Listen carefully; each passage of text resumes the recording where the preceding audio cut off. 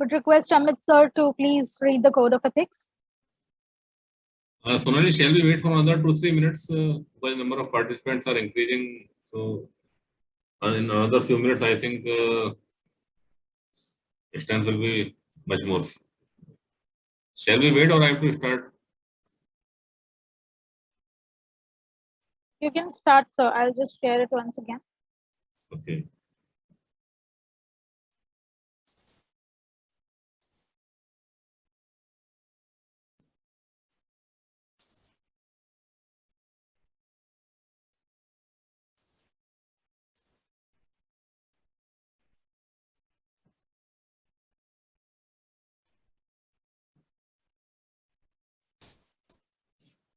Yeah, good evening, students. Myself, Amit Kaushik, and a warm welcome from Student Activity Committee. And as you know, in Dr. PC webinar series, we are having today's session on evaporative cooling. And before starting, I will read this code of ethics. Yeah. Code of ethics I am studying for online presentations. So in this ISHRE meeting, we will act with care, dignity, and consideration, upholding all values of trust, teamwork, meritocracy, and justice. We shall not exploit the society's forum for any commercial or personal gains, and shall avoid all real or perceived conflicts of interest, and that our thoughts, words, and actions shall not besmirch the image and standing of ISHRE. So after this, we are having today's session on evaporative cooling, and our speaker of the day is Mr. Nishant Gupta, and I will read some lines about him. Mr. Nishant Gupta is graduate in mechanical engineering from Bhopal University, and he had done his PG from IMS Indore. Professionally, Mr. Nishant Gupta is managing director of Degree Day Private Limited, an Indore-based company engaged in manufacturing of hybrid evaporative cooling systems and prefabricated ducts and related HVAC components under the brand name of Greencon. Currently, as far as ISHRE is concerned, he is Vice President ISHRE, and he has in past hold some major positions in ISHRE, like he was National Treasurer, National Chair, Apex Advocacy Committee, and he was also National Chair of Marketing. So now I think I have to hand over to Mr. Nishant. Nishantji, now you can start. Students are waiting. Thank you, Amitji, and welcome all. It's a pleasure to be with all of you this evening. I'm happy that you have given a choice to join this webinar in the evening of a Friday, which is a weekend. But I'll try my best to make the to make this each minute count and make valuable inputs in your journey of learning. So in today's talk, we are going to deliberate on evaporative cooling. And I have specifically mentioned that we try to understand that how we can harness the power of evaporative cooling, which has a relevance in Indian context, and we'll understand how and why. By the end of this talk, we would try to be much more richer in terms of our understanding on subject related to why do we need air cooling and air conditioning, what are the fundamentals on evaporative cooling systems, what are the various types of evaporative cooling systems and the operating principles behind them. And we'll also try to understand that at which all locations and which all applications one can think of deploying this strategy and how can you take it forward. The idea again for you as a budding engineer is to understand that HVAC is a very, very wide field. Evaporative cooling is just one subset of it, which comes under the word V, ventilation. In place of allowing only the outdoor air to come in and go out, we are using some passive technologies to bring down the temperature to give the thermal comfort, which is primarily the requirement. Before I may start, I would request all of you to please jot down your queries. If you have any query in between, please feel free to type it down in the Q&A chat box. We'll try to ensure that each one of them is being answered within this time schedule. Just in case, if you feel that you have some queries which come later, I would be sharing my email ID and you can feel free to write down to me anytime and I'll try to respond back to you within 24 hours. It's just a quotation which just entices you to not feel disheartened by asking any kind of questions. As they say that questions are never foolish, the answers could be.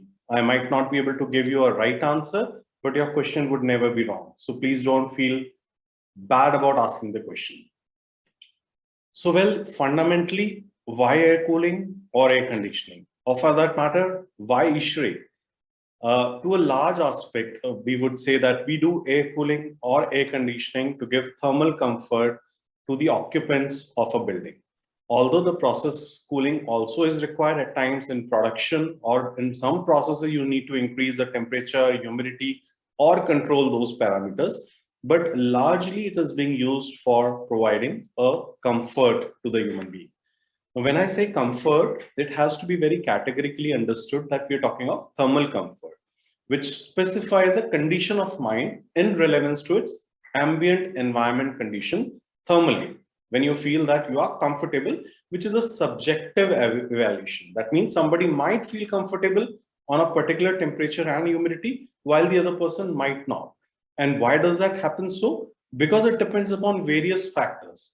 It could be individualistic factor, like say if somebody is young, he's having more metabolic activities, running or doing some kind of work, which requires much more cooler temperatures. While another person can be old and might feel uncomfortable even at higher temperatures. You might have observed that at your home, your parents or grandparents might feel colder even at a temperature where you might feel comparatively hotter. So it depends upon an individual. It also depends upon the clothing that you're wearing. And it is also a psychological parameter. So it could happen that although the temperature and humidity are well within the defined ranges, but still an individual might feel that I'm not feeling comfortable. These are the parameters which partially we are not able to control or address in today's discussion. But there are other environmental factors, which is like air temperature, which is coming and touching our body, at what humidity the air is coming in, and at what air velocity the air is coming and crossing touching our skins. So you might have seen at time and mean radiant temperature, which is nothing but the average temperature of the surface in which you are residing.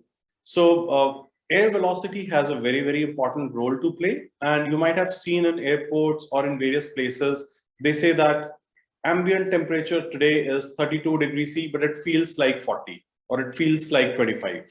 So what does it mean? It means that assume you are in your home at a temperature of say 15 degrees in Delhi. It's kind of winters which is starting in, and 15 degree you feel you're reasonably okay with a jacket or a coat. But while you're sitting on a motorcycle and riding that bike at a speed of say 70 or 80 kilometers per hour, you start feeling very cold. Now that is the kind of impact which happens based on air velocity. The temperature was same, but because the air velocity has increased, a wind chill effect starts coming in, and that has a bearing to individual thermal comfort. Various studies have been done, and when we say thermal comfort, it was very well established in various standards, including ASHRAE standard and very recently ISHRAE standards also, which gives a wide band of temperature and humidity within which general people are considered to feel comfortable. So when you see a green band over here on the X and Y axis, you find the relative humidity and the temperature ranges. So you'll find that within the range of say 24 to 22 degrees centigrade and a humidity range of average 25 to maybe 50–55%, a person feels most comfortable, or rather I would say most of the people feel comfortable. But there is a concept of adaptive thermal comfort which you would observe during winters or in summers. Say in summers, even if the temperature shifts little higher to 26–27, and you're coming out from a hot scorching weather of 45 degree, and you enter into a space which is having a 27-degree sea temperature, you would immediately feel comfortable. Same would hold in winters as well. If you are out there and the temperatures are as low as 10 degrees, 5 degrees, and you enter inside a space which is warm comparatively and at 20 degrees, you might still feel comfortable. It also has a bearing from where the person is residing. So you would feel that there are people, those who are maybe joining from coastal areas like Mumbai, Goa, they might be still comfortable at 30 degrees, 28 degrees, and at high humidities of 70% as well. While somebody who's joining from up north, from Ludhiana, might feel more comfortable even at lower temperatures. So it varies from place to place, and that is how a person starts feeling comfortable even in the thermal comfort zones, which are not as comfortable as been defined theoretically. That means a person starts adapting to those thermal comfort and start, in fact, preferring those conditions. Now, when you see that a person can be comfortable from a wide range of temperature, which can be like 20 degrees to 28 degrees and humidities from 20 to 50 or 70% also, why evaporative cooling system has not been promoted often? And why do we not actually utilize our Indian weather conditions to have those kind of systems which suits best our environment? What is its relevance in terms of COVID when I'm talking of air conditioning or air cooling? And there is also a question at times people feel that air cooling consumes a lot of water. Taking first things first, evaporative cooling suits best when the ambient is dry, when it is hot and dry. Now, we all know that down in Western countries or in even European countries, the ambient conditions are not conducive for this kind of technologies. And that is the reason that is not very prevalent in those regions. But you go to maybe in Australia, you would find it is being very frequently used, and you go to Southeast Asian countries or even to a certain extent in Middle East countries, you would find that it makes sense to use evaporative cooling. And it might very well serve the purpose for a large part of the time. And that's the reason that you would not find any American or a European companies coming in and selling these products and talking about this technology. It is left to people like us to understand at its core and see that how best we can harness it. And mind you, now with Government of India having large focus on affordable housing and affordable cooling, and with the Indian Cooling Action Plan in place, this is the talk of the town, and people are really considering it very, very seriously, that how it can be utilized. How the Indian weather conditions are suitable, there were no theoretical or methodical processes defined till of late, although the process was there, but was not handily accessible. Fortunately, ISHRE at society level has developed some tools which can help an individual size the equipment and understand the entire year's performance in a very few seconds of calculations by an online tool which is available for members to use. COVID always had been talking of circulation or spreading of the virus in a recirculated environment, and there was a need to use various kind of filtration systems. But there are cases where people are living in slums or in an open environment, and you would find that they are very less affected by this pandemic. And that is primarily they are living in an open environment which is having 100% fresh air. So if you are not breathing the same air that somebody else is breathing, you have less chances to get contaminated. And that's where air cooling stands a lot of benefits, as it allows outdoor air to come in and get exhausted out. So you're practically replacing the air. People do say that air cooling consumes water. Well, it might on a local basis, but on a global basis, it might not have that impact. Because typically air cooling would consume only 20% or 10% or 30%, depending on the type of systems, of energy in comparison to air conditioned space. That means you're saving huge amount of energy. And each kilowatt hour of energy which requires to be produced in US, as is documented, in India it is still not documented, that about 68 liters of water is required while producing and transporting 1 kilowatt hour of energy. And India, actually, fossil fuels and thermal plants are also being used. So the numbers could be much more higher. So as they say that sometimes questions are not very or rather questions can be complicated, but the answers can be very simple. So evaporative cooling systems can actually solve a lot of trouble, provide an individual with a thermal comfort. By definition, it's a very simple device which says, or like you would have seen it, even a desert cooler, it cools any air which is passing through a wet media by evaporating that water and in turn taking the heat of vaporization and cooling that surface. So it uses the water as a primary media which absorbs a large amount of heat which is present in the air and cool down the air by using very, very less energy in comparison to the conventional air conditioning systems. Now, a very simple food for thought. Had we been interacting on a face-to-face basis, I would have had more of interaction on this point. But you might have thought or observed that when you put a jar or a glass of water, which is filled with water, a glass filled with water, and you leave it as it is for a while, and if it is hot and dry outside, you would find that the water starts evaporating and the water level starts dripping down. Well, if you have it totally sealed, the water vapor would start coming up on top of the lid, eventually form a larger bubble of, or rather larger drop of water, condense it on the lid and further drop it down. Now, we all know that evaporation only happens at 100 degrees centigrade. You have to boil the water to evaporate it, to vaporize it. How does it happen that on a stagnant situation and on a normal room air condition, the water start evaporating? How does it happen so? Well, it is very, very simple that evaporation in a normal conditions is a surface phenomena. That means the water molecules which are there on the top surface has enough kinetic energy to escape. It takes away the heat which is there in the air. It gets the required amount of heat of vaporization and it evaporates in the air and in turns cool the environment.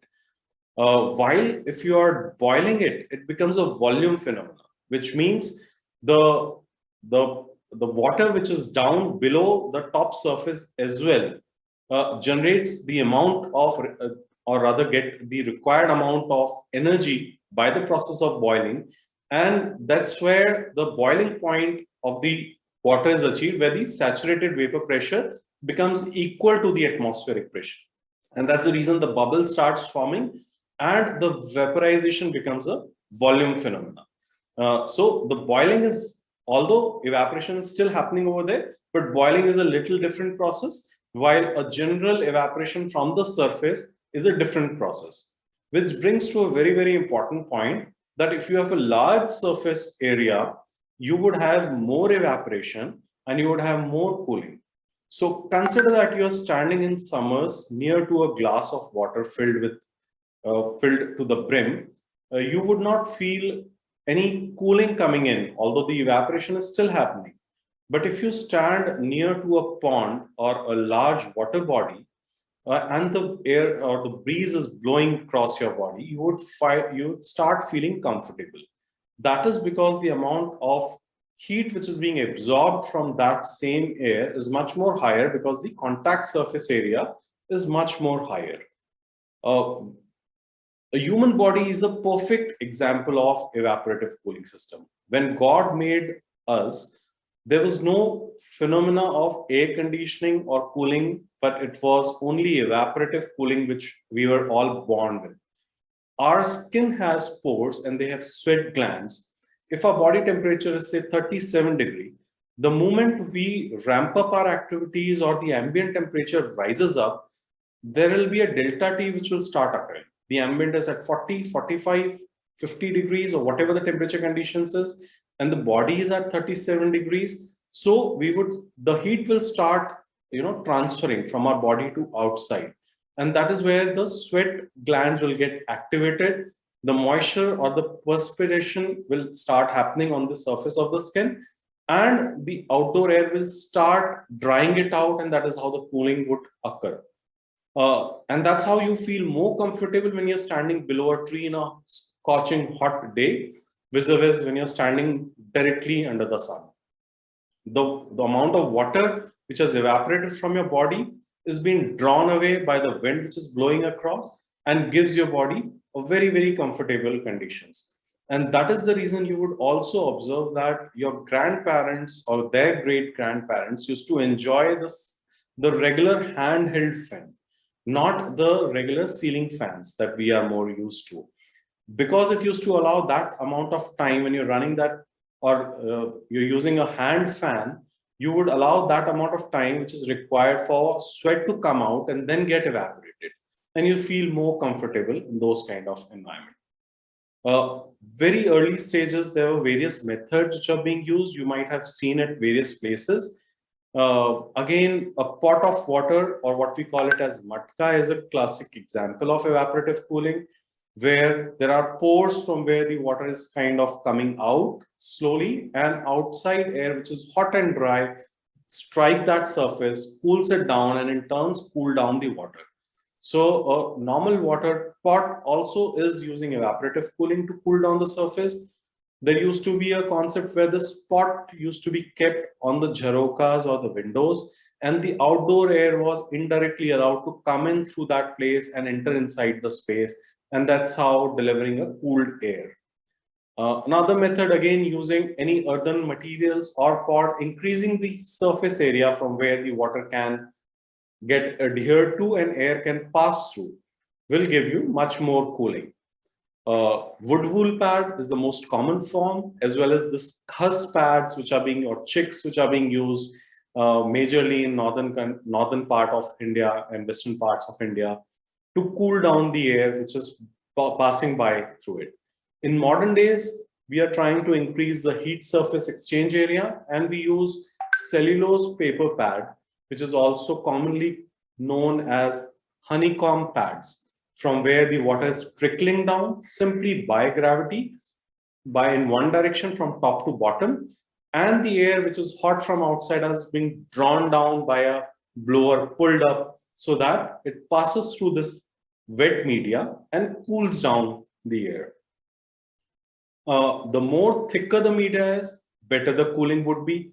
The coarser the media is, the cooling would increase, and the farther the medias are, the cooling would reduce. We can define the evaporative cooling system, which you might have commonly seen as desert cooler or a non-ducted coolers, which are made in metal bodies, simply having a fan and wood wool pad on all three sides, sucking it. Then it was made in much more advanced form in plastic air coolers, so that rusting does not happen. And it was primarily meant to be kept outside the window and allowing the outdoor air to come in inside. But for a very large area, people also used to use a spot cooler, which is like a room air cooler kept inside. And mind you, if you're using it in a small space, keeping the door windows closed, over a period of time, it will only increase the humidity and would not give any comfort to the user. So I would reserve the answers of your questions till the end of it and give you the answer of Indian coastal climate as well. You might get few of the answers by the end of the session, and still if they are not answered, we'll go through it, but keep on typing your questions. So another type is known as ducted air coolers. If you have large premises and you want the machine to be equipped or equipment to be placed at one end and only allow the air to come in and get distributed uniformly, you require some kind of duct networks. Duct means it could be a metal duct, GI sheet metal ducts. So here are some example. You have a 4-side suction unit, very commonly used for industrial application, where the units are mounted on the rooftop, and there are hundreds of them mounted in an industrial application, sucking the air from outside, pushing it through the duct down below, and distributing the air through the grills. It could also be 3-side suction using some kind of centrifugal blowers, which are made in a way that it has enough pressure to allow that air to travel distance from the point the surface is being cooled or the air is being cooled to the point where it is required to feed the space. And another one could be a single-side suction. Here you can see there are some filters which are arresting the dust which is there, and the brown one are the cellulose paper pad, There you can see a pump which is just recirculating. This black is the sump or the tank where the water is falling down. The water goes from the top, comes back, goes down, up, and comes back. And that's how it keeps on cooling the air which is being pushed in from here. And ahead of it is a blower which feeds the water, or rather the air, into the space. Okay, so this is a simple example where you can see that a machine is kept. This is a room which has different cabins or a staff area. So a unit is kept outside, connected through a duct network, which is above the false ceiling. You don't see them, but what you see is only grills from where the air is coming out, and then it has to get out. Very important, the air has to go out from whichever space it is coming in to the outside air. Unlike air conditioning, where the air has to get recirculated across the cooling coil, air cooling, you have to essentially ensure that air is coming in from a space which is outside, cooling down using any media, and allowing the air to go out. Now, coming on to the fundamentals that how evaporative cooling works, I presume that you are all in the final year student, or you might have studied this, or if not, you would be studying it. Anything which is related to heating or cooling of air, this is the Bible. You have to learn it by heart, and you can never go wrong in your designing, selection, or applications. So this is a simple chart which has dry bulb temperature mentioned on this lower axis, and on the y-axis, this specifies the constant water content line of enthalpy, you can say. So this E means if you're following a straight line of E, it means that you are on a constant water content. The water is not increasing in the entire process. If you're following the C line, it is a constant temperature. That means across this axis, the temperature would remain 20. And say in this case, if the water content is 0.05 grams per kg of air, it is remaining constant in this entire process. The D is a process where air cooling happens, or these, we would say that these are the line of constant energy. There is no change in energy, but the form of, I would say, energy is getting transformed. So you would see that if you follow this path, you would be increasing the humidity. The blue lines that you see are of relative humidity. You can start with 20%, 30, 40, 50, 60, 70, 80, and the top line is 100%. That is, the air gets completely saturated, and beyond this line, precipitation would happen. So assume that you are at ambient conditions of 30 degrees and you are passing the air through air cooling. It will follow this line of D. It will try to move towards the point till it becomes completely wet. And if it becomes completely wet, which is 100% humidity, you can expect that the air could be at 15 degrees centigrade. In case of air conditioning, you follow this line E. That is, you are simply dropping down the temperature from 30 to 25 to 20 and so on and so forth. And in the process, you are ensuring that there is no addition of any moisture in the air. Although the relative humidity is increasing till it reaches to the adiabatic dew point or the saturated line, and then the water gets condensed and gets out from the area, and the air comes inside, takes up the heat again, and you get whatever the room conditions are. So this is what I was trying to mean, that when you're using evaporative cooling at a 40 degree temperature and say 15% humidity outside, this is my ambient air.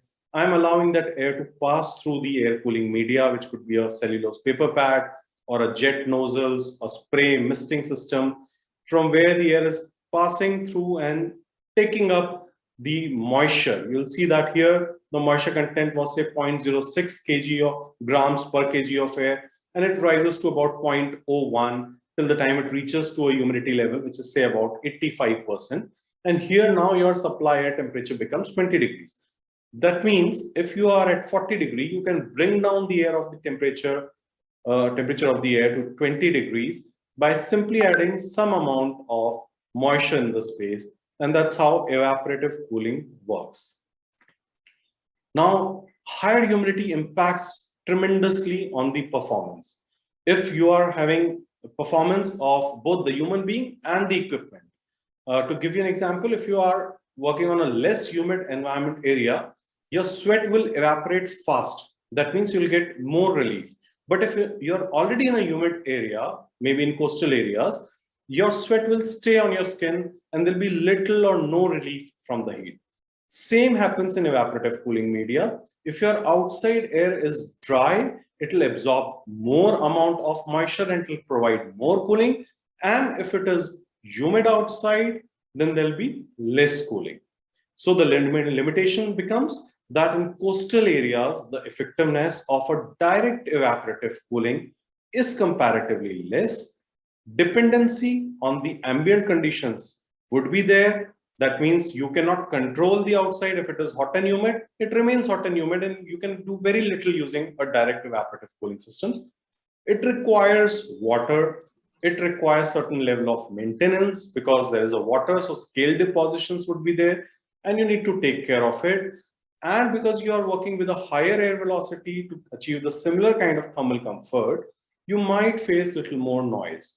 Now, mind you, these are limitations which are theoretically there, but then there are advancement in the sciences which can also help mitigate part of it or all of them to a large extent.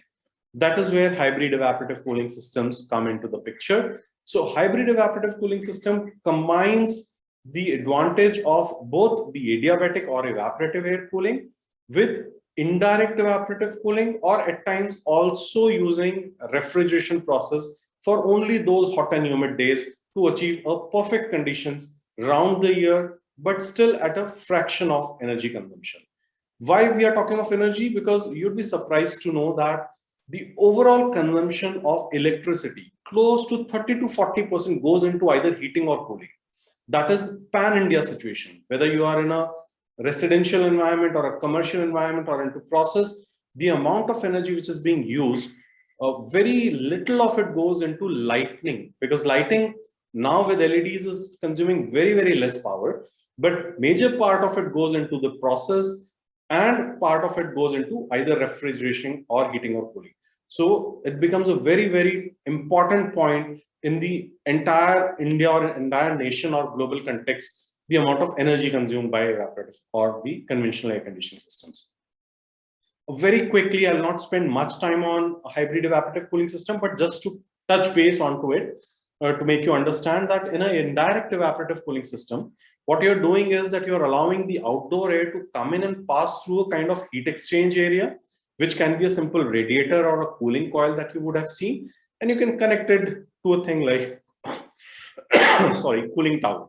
Now, cooling tower also is using same concept of evaporative cooling, but in place of cooling the air, it is cooling the water, or rather we are utilizing the water in place of utilizing the air.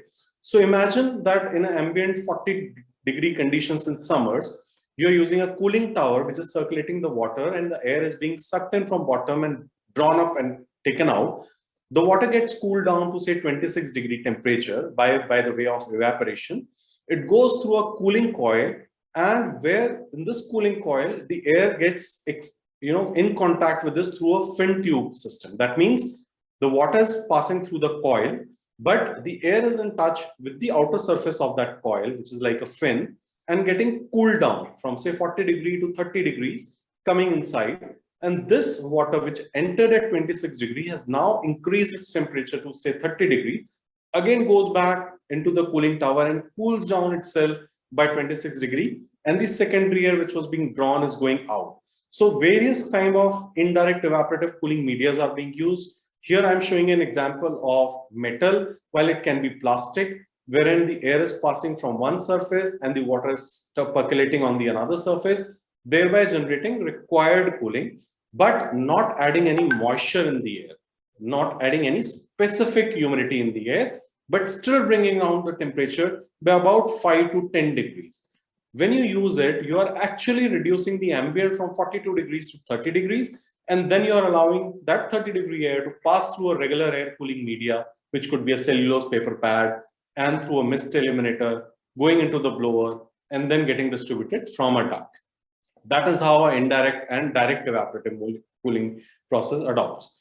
Now, you'll see that in the first example, we had seen that if we would have gone with a direct evaporative cooling, we would have followed this constant line, and we might have achieved a condition which could have been say 25 degrees, right? Now, in case of indirect cooling, what we did was we did not added any moisture content over here, but we brought down the temperature from 40 degrees to say 30 degrees. And at this point of time, now we started following a conventional direct evaporative cooling, and we were able to achieve a temperature of say 21 degrees. That means in a condition when the wet bulb temperature was 24 degrees, that is, wet bulb temperature is the temperature that you can bring down the temperature of the air if you make it 100% wet. So you would have otherwise been able to achieve only 24 degrees, but using an indirect evaporative cooling, you are able to bring down the temperature to as low as 21. That is even less than wet bulb temperature, which in a direct evaporative cooling would not have been possible. There could be a further advancement that you can also have a kind of refrigerated system or air conditioning coil connected to a system, and you can turn the entire operations into only air conditioning mode when the conditions becomes conducive for it. When it is hot and humid and indirect and direct evaporative cooling systems are not of any help, at that point of time, you simply circulate the air into a recirculation system, use it as a conventional air conditioning, and you can still utilize to achieve. So here you can see that you can have a conventional air conditioning system connected to a coil, a separate circuit, and you can have a recirculation system getting activated when you require a perfect air conditioning time. And balance time, you can still continue to run with the direct or indirect evaporative cooling systems. Now, having discussed all of this, can we as an engineer make an impact? The purpose that we are discussing today here is that all of you as a budding engineers, you might either get involved yourselves into air conditioning systems or air cooling systems, or you might become an end user over a period of time, and whatever you may do in life, you might require some kind of comfort conditions. And one fine day, you might like to take that decision that whether I require air conditioning or air cooling. Well, the answer is that you can make a tremendous impact, and the society is working very hard in bringing that awareness. Air cooling in earlier times were designed by a thumb rule system. People used to feel that I need a cooler, he'll go in the market or she'll go in the market and buy a cooler of 24-inch diameter or 40 liters of tank, which is what is a non-technical way to define. You need to actually calculate that what should be the air quantity which is required to give me a thermal comfort, and you can now simulate that. There is a tool called EvapCal, which has been launched by the society very recently, couple of months, wherein you just put the basic information of your space in terms of how much the space is, what is the height, and what is the amount of heat that you need to extract by doing a simple heat load calculation that you do in air conditioning as well. And it will do an entire simulation. It will pick out the ambient conditions automatically and give you a 3D heat map of the entire 8760 hours of an year, informing that what is your ambient conditions, what is the wet bulb conditions, that is how much you can achieve using evaporative cooling, and how many hours you can actually achieve comfort if you go for evaporative cooling, and what is the air quantity which is required to achieve that thermal comfort. All those simulations are available. Due to paucity of time, we would not be taking that aspect today, but if you are interested, there are separate talks delivered available on ISHRE channel where you would be able to see how this tool can be utilized to simulate it. I'll try to draw down the attention to a very basic fundamental. I've taken out the extract from ISHRE weather data book, which is available again. It might be there in your library as well. If not, you can connect with your student coordinator to obtain one copy of it. And whichever city you are in, you'll be able to see these printed graphs, a simple 2D heat maps, which is also available in EvapCal, but also available in this book. And you'll see that it talks of right from January to December for each hour, from midnight 12 o'clock to 6 to 12 to 16 hours, 18 hours, or midnight again 12 p.m. Starting from 12 a.m. to 12 p.m. you would find the entire hourly heat map, and you'll see that all those points which are in bright red are indicating temperatures ranging to 34 degrees, and in maroon are indicating 42 degrees, and those in yellow or greens are in 27-20. That means that in a Hyderabad condition, in the month of say February, March, as soon as the temperature rises to 10 or 11, or rather in the 11th hour of the day, 11 baje din mein, you would start feeling the heat, and it will continue till evening 6 o'clock, and you will find that the ambients are hot till the time in June before the rain comes in, and July, August, of course, the temperature starts dropping down. Now, this is the kind of ambient condition where you require comfortable conditions. But the interesting aspect is that if you analyze that, what is the wet bulb temperature? Wet bulb temperature, as I told you, is nothing but indicating the temperature that you can achieve by cooling the air. If you make that air 100% wet, 100% saturated, you'd be surprised to see that now the conditions of this red dots are 25. Orange indicates 23, 24. And you'll see that all these months, right from March till September, October, you can actually be well within the comfortable range. Only for few hours when it is maroon, very few hours, it is exceeding beyond 27, 28. ISRO did not stop. It also give you in the same book, you'll find that how many hours in that entire year, 8760 hours, 24 hours into 365. You will see that wet bulb temperature line, this green line indicates that what temperature it maintains. So you'll find that only 11% of the times in the year, the temperature, the wet bulb temperature is about 23 degrees. I'm giving a pause for you to absorb this, what I'm saying. The ambient air, when it is going very high, beyond 30, 35, 40 degrees also, you would find that the wet bulb never exceeds about 23 or 25 degrees in the entire year. Or even if it does, it is for very, very few hours of the entire cycle. Pardon me, I'm having a sore throat. And same conditions you'd be able to see not only for Hyderabad, but for New Delhi, which you would find that maybe 34% times. I've just picked 23 as one of the numbers. It is beyond 23 degrees. And if you go to conditions like Indore, the city where I belong to, it is similar to Hyderabad, only 11% times it crosses that limit. And in Bangalore, further beautiful climate, only 4% of the time it rises beyond 23 degrees. So if you size it rightly, you can actually utilize evaporative cooling for various applications. And as I told you, affordable cooling is only one of the applications where people are looking onto it. Now, industries have a tremendous application. You would be surprised to know that the industry of evaporative cooling is growing at a rate of more than 30% annually, because now the factories not only require thermal comfort to increase the productivity, they're also looking to make that space up into positive pressure, dust-free, so that the production output is better, the quality of the products are better. In applications like canteens, where you require constantly many people coming in 100% fresh and going out, it works good.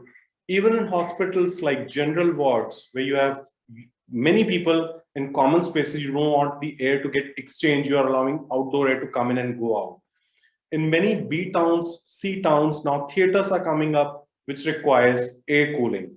Even office application, large spaces, public places, people are going with evaporative cooling. Any places of workshop, you go to masjid, churches, people are going in for air cooling. Kitchen ventilation, tremendous potential that is coming up in evaporative cooling. And very few people in the industry are actually doing it in methodical way. So for you as an individual, as a student, the world is open. What you have to do is think differently, question yourself, why are we following a simple, process of simply buying an AC and putting it in a place where you could actually do by an alternate way, or use a hybrid, put a desert cooler and also put an evaporative cooler, but you might be able to achieve that break even very, very quickly. And all this data is available in ISRO Weather Data Book, as well as on a simulation software. So it is up to you now to decide that could you make an impact, or would you like to actually follow evaporative cooling in your processes or in your systems? So I'm opening it for question and answers, and feel free to connect and ask, and I'll try to help you with whatever best I can. So over to you, Saloni. Amitji, would you like to take up the questions? Yeah, if you have finished, sir, then we can go for questions. Yes, sure, sir. We can do that. So shall I read or you will take care of it? Okay, so I am right now reading out the first question that I can see, and you can let me know if I've missed out any. Is ECS suitable for Indian coastal climates? The answer is yes and no. Yes, because even in coastal areas, there are micro bioclimatic zones which have started occurring. If you go to a place like Mumbai, you would find that 30 kilometers away from the seashore or 20 kilometers away from the seashore, because of heat island effect, the amount of heat which is being there coming in through the windows is much more higher than what you would anticipate near a coastal areas. And that's how the humidity is also reduced, because when you heat up the air spreads out and relative humidity reduces and air cooling starts functioning. It has to be very categorically seen. If you're talking on a theoretical concept, yes, if the humidity is high, it does not make sense to use evaporative cooling, or rather I would say direct evaporative cooling. But a hybrid kind of evaporative cooling still can very well be utilized. So you have to size it correctly and then you can take it up. The second question is, does evaporated cooling takes place in mud pot so that it cools the water even lesser than the atmospheric temperature? Yes, you read it right and you understood it right. Any place where you're allowing the water to get evaporated, you are in turn cooling down the temperature and temperature of dry bulb, not the wet bulb. The dry bulb temperature would reduce, and that is how the cooling happens. And in fact, I would relate it to another point. Next time when you happen to pass by a train during the summer conditions, you would find that people have used their regular water bottles, covered it with a cloth or a jute bag, made it wet and hung it on the window. And when the train is passing by, hot air is coming in, cooling down that cloth, because taking away the heat from that moisture and cooling down the water. That is how cooling happens. Sorry. Does water quality affect cooling? Yes, water quality does affect cooling. In fact, very, very important. Even if you give a reasonably potable or good quality water with a low TDS, 100 TDS, 200 TDS, the pure water will start evaporating. As you have seen in that phenomena, the droplet comes up. Hardness keeps on increasing because all the silica content which was there is there in the sun. So you are allowing the makeup water to come in because that evaporation has taken place, and the makeup water is coming with further hardness, and it all gets accumulated at the bottom. So the important point is that the bleed off has to be done very frequently or a well-defined time. Bleed off means you're allowing the amount of water which is accumulated at the bottom to be extracted out, maybe once in a day, once in 2 days, 10 days, depending upon how much hard the water is. Why we are not using thermoelectric cooling effect or Peltier effect method in air conditioning? It is little different than the subject, but still I'll try to answer you. The amount of cooling that is being generated from Peltier effect currently is not making it commercially viable to be utilized in air conditioning. I would not say that it is not being used. There are a lot many innovations being done, and you might have seen, if not, if you Google it, there are smart shirts made having Peltier effect kind of process being used, or helmets made to provide you comfort into it. How efficient are cellulose pads available in the market? Well, the efficiency depends upon multiple factors. I have categorically taken out that part from my today's presentation, but to answer you, the efficiency depends upon the phase velocity across the pad. If you are allowing the air to transfer through the pads on a very low velocity, maybe typically 500 feet per minute, and you have a reasonable thickness of the pad for a 7090 kind of pad, which is 7 mm flute and 8 inches thick, you might get close to 90% saturated efficiency. If you're using thinner pads, the efficiency would be much more lesser. How do we calculate the water requirement both in cooling pad in a hybrid system? I would have loved to take it up. I, in fact, have a separate session on that, a complete workshop. You can again go back to ISHRE website and search topic related to green conditioning on hybrid evaporative conditioning, and you would find a detailed calculation method which I've specified. But on a very quick note, the rate of evaporation would be in direct proportion to the outdoor air which is coming in. So on a psychometry, you would identify, say you are taking out 5,000 CFM of air, cubic feet per minute. You multiply it with the air density, which is say 1.2 kg per cubic meter, and you calculate that how many kgs of air you are feeding in that 1 hour or 1 minute, and see that what is your inlet air condition in terms of grams per kg, and see what is your outside air or the outlet air condition. So you know that how much amount of moisture you've added into it. Multiply it with the kgs of air and you'll get your answer in terms of how much water is getting evaporated. Plus you have to add up certain bleed off. There is a method, a well-defined method for it, but maybe we'll discuss it sometime later, or you can Google it out and you'll be able to find that. Now, the name of the simulation software is EvapCal, Evaporative Calculation. It was developed by a technical group of our society, and it is available free for download for all ISHRE members. For ISHRE regular members, it is available for download and you can simulate the conditions. Is there something like evaporative hearing also? I would like to know more about it. I have not heard about it. So I might be wrong, you might be right, but I am not sure about it. What is the difference between IDEC system and hybrid evaporative cooling system?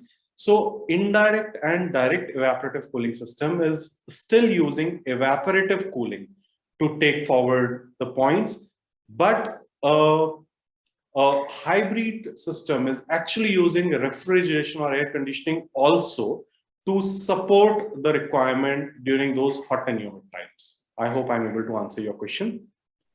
What about the solutions you give for using evaporative cooling in high-rise building? High-rise building or low-rise building does not make any difference in evaporative cooling. The only challenge is that you have to have enough space to house that equipment. There are very smart, slim, small-sized equipments also available for a residential kind of case in a high-rise building. Or if you give a large space for mounting or placing that air handling unit in a service floor, you can well use it in a high-rise building as well. How can the efficiency and reliability of EC increased? Can we integrate PCM with ECs and NVAs? Again, a little digress from the system, from the subject, but ECs, electronically commuted motors, which has a higher efficiency in comparison to a conventional AC motors. And depending upon the type of fan, whether you're using a plug fan, a mixed flow fan, or a centrifugal fan, your efficiencies would vary. So I hope that I'm able to address partially what you're asking. Snehal is a B student and he wants to start the career in HVAC. So are there any courses? Yes, there are ISHRE certified professional courses, which is available. You can visit IIE or ishre.in to know more about it. Can we run evaporative cooling on solar energy also? Yes, solar energy is a form of energy which helps you to generate electrical energy using PV. And once you have that electrical energy, you can very well utilize. In fact, the amount of energy required to cool your premises could be as low as 10% than your conventional air conditioning. I'm using it at my own office using a photovoltaic system. So you can very well use it for evaporative cooling. How to overcome with water quality? I told you that you need to ensure that what is the water quality and have a continuous bleed off. So you can, of course, use artificial ways like a water softener or a DM water to actually, take care of that hardness. Alternatively, you can ensure that you are draining off the water on a very frequent basis so that you achieve the required quality. Any quality conditions of water being used, depending upon the manufacturers, they would specify certain levels.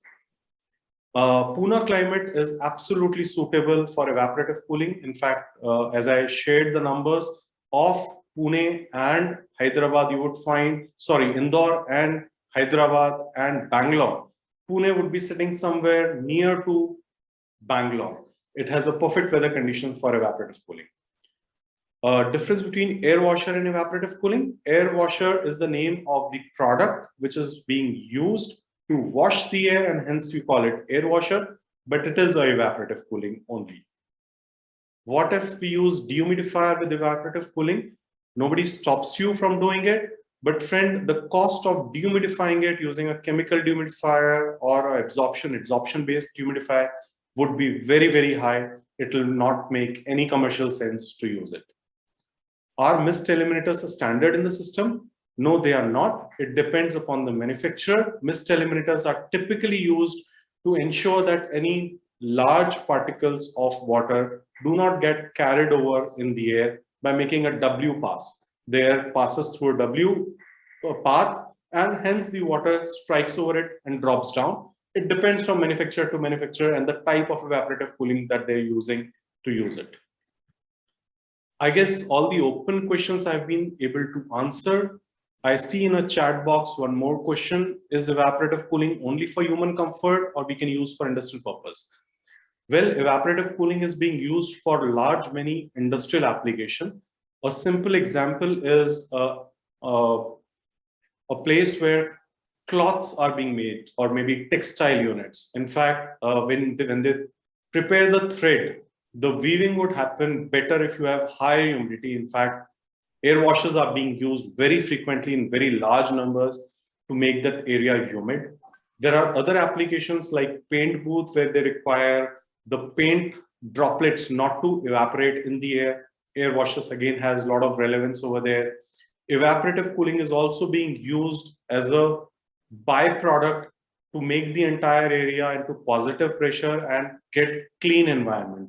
So it is also used in a very, very large way in industrial applications. I hope that I had been able to take up the questions. Last point, I see any velocity condition of air for using mist eliminator. I told you in a typical conditions, 500 FPM is a reasonable velocity, which would disallow any water to get trickled over. But it depends upon manufacturer and the type of media that you're using. If it is a spray nozzle, what is the misting atomization size, or upon the cellulose paper pad or various medias. So it depends upon individual manufacturer to choose from. I'm not sure if any questions are still unanswered. I'm open for anyone if anybody would like to voice more. One more is there, Nishantji. How can we create a positive pressure using ECS? Okay, so positive pressure is a different subject. It comes as a byproduct of evaporative cooling.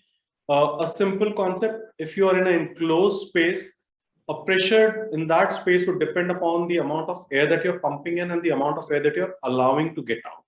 For example, in a small room of 100 square feet, 10 by 10, you're feeding in 1,000 cubic feet per minute of air, and you're allowing that 1,000 cubic feet per minute of air to go out from an open door. It will be at a room pressure. But if you keep the door closed and have a slit, a small slit of a defined size, it will require enough pressure to ooze out from that, and it will depend upon the blower power. That is how you create a positive pressure. So it is a ratio between the allowed air area opening, which will allow the air to go out, or it will depend upon the amount of air that you're drawing out through a mechanical system, through a fan, and allowing the balance air to again remain in that area and ooze out from the cracks. That is how you create a positive pressure in that space. Yeah, I think we have covered almost all the questions which were mentioned in chats and question answers. So now we request Mr. Sanjay Verma ji, please give for vote of thanks. Mr. Sanjay Verma. Hello and good evening, everyone. I'm Sanjay Verma, Journal Chair West Student Activity. It's an honor to have been asked to offer the vote of thanks for today's webinar on behalf of ISRE.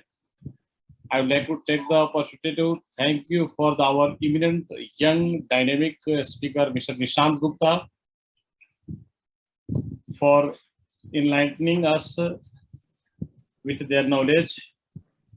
Today's webinar was full of knowledge and, interestingly, facts about evaporative cooling. It gave deep insights into the topic and also revealed some interesting fact about evaporative cooling. I'm pretty sure the precious knowledge given by Mr. Nishant Gupta shared with us will definitely help all our student community, and apart from student community, our all strides. We would like to share another interesting fact. Today's webinar was the part of Dr. PC Jain webinar series. For those students who may not be aware or may not be knowing Dr. PC Jain, I would like to just highlight a sentence. Dr. PC Jain was like our Pitamaha for HVC industry. Once again, I would like to thank you, Mr. Nishant, for this, taking your valuable time out and giving this such a valuable information to our students with your busy schedules, enlightening us with the knowledge. Thank you so much. I would like to also thank you, the entire students, whoever is attending today's webinar, and the back office team. Thank you so much. And we are always open for our student community, whatever, whenever they demand, we will be giving such type of webinars. Signing off, Sanjay Verma from ISRE community. I would like to say the thanks to entire students. And Nishant, what a fabulous presentation. Wow. It was my pleasure. Thank you so much. Thank you. Bye-bye. So with this, we end this seminar. Thank you. Thank you all. Thank you, Nishant ji. Thank you, Sanjay ji. And thank you all the audience. Thank you, sir. Thank you so much.